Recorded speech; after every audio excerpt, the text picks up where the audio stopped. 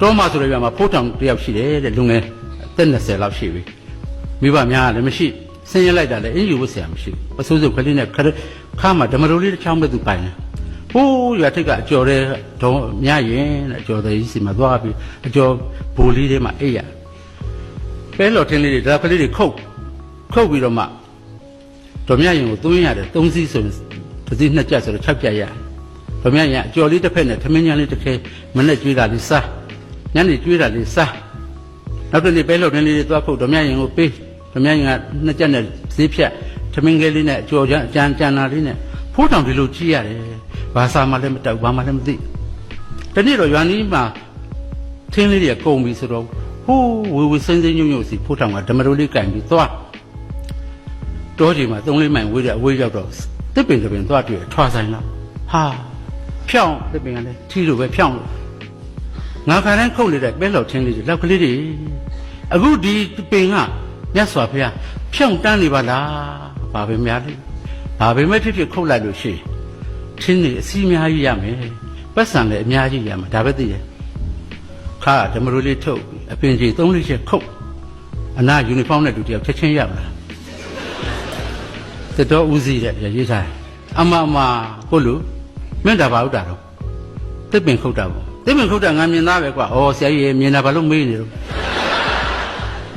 ဖက်တဲ့ကောင်ပဲစကားလေးနဲ့အောင်ပြောတာမင်းပြဿနာတက်တော့မှာပဲမင်းဒါဘာပဲမှတ်နေတော့မသိပါဘူးခင်ဗျာကျွန်တော်ဘဝမှာတစ်ခါမှလည်းမမြင်ဘူးပါဘူးကျွန်တော်တော့နတ်ပင်ထင်တာပဲ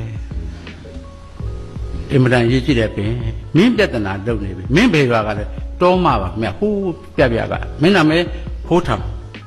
တောမဟုတ်ပြီပြဿနာပဲမင်းတော့ဒါဘာပဲနဲ့သိလားမသိပါဘူးခင်ဗျာ Botanical Science ရုပ်ခသိပ္ပံနဲ့ဆိုရင် Tectona grandis Lin F လို့ခေါ်တယ်တင်နန်းကဆင်းလာကစား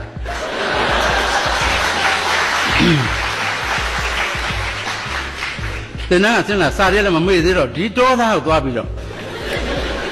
ရုပ်ခသိပ္ပံနဲ့ဆို Tectona grandis Lin F လို့ခေါ်တယ်အင်္ဂလိပ်လိုကြ TEAK teak ဩဆရာကြီးမသိလို့မေးပါရစေမေးအင်္ဂလိပ်ပင်လားခင်ဗျာဟာတို့တိုင်းပြည်ထဲပေါက်တာအင်္ဂလိပ်ပင်ဖြစ်ရမလားကွာဩဆရာကြီးမသိဘူးလေနှုတ်ဘာပင်လဲခင်ဗျာကျွန်းပင်ဆရာကြီးငကောဗမာလူပြောရတာနဲ့ဆရာကြီးခက်တဲ့ကောင်ပဲလင်းနေအောင်ပြောတာမင်းတို့အင်္ဂလိပ်လိုညှက်မှမင်းတို့အထင်ကြီးတဲ့ကောင်တွေလင်းနေအောင်ပြောနေတာဟေးပြဿနာတက်တော့မှာပဲဟုတ်ကဲ့ဒီပင်ဘာလို့လဲခင်ဗျာဒီပင်ကမင်းခုတ်တာတလောက်90လောက်ဆောင်းဟောလောက်ဖြစ်တယ်အဲ့လောက်ဖြစ်တာကမှအောက်က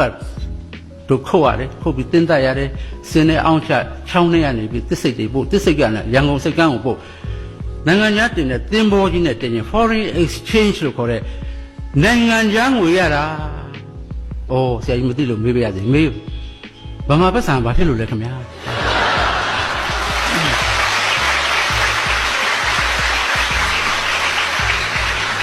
ဒီကောင်တော့ပြဿနာပဲဒီကောင်ကမင်းမသိအေးစေးနေငါပြောတာနားထောင်ဒီပင်ကရေးကြီးတော့ငါပြောနေတာဒါနိုင်ငံတော်ကပိုင်တဲ့အပင်ခင်ဗျာဘယ်သူပိုင်လဲနိုင်ငံတော်ကပိုင်တာနိုင်ငံတော်ဘာပါလဲခင်ဗျာဘယ်သိမှလဲတော်တဲ့ကြည်ရတဲ့အဝိဇ္ဇာနိုင်ငံတော်ဆိုတာအစိုးရမင်းများပိုင်တာပေါ့ကွာဆရာကြီးမသိလို့မေးပါရစေမေးအစိုးရမင်းများရေလာလောင်းတာလေတခါမှမတွေ့ပါလားခင်ဗျာ